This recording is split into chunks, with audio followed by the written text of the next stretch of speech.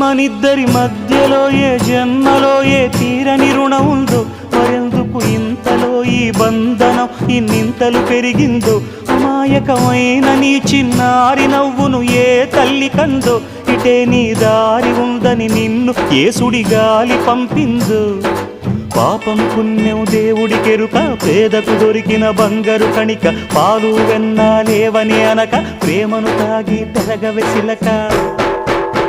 వలేసే పాడు లోకం కంటపడక ఉండు నాయనక, ఇలా నా గుండెలోనే గువ్వల కొలు ఉండిపోయింక.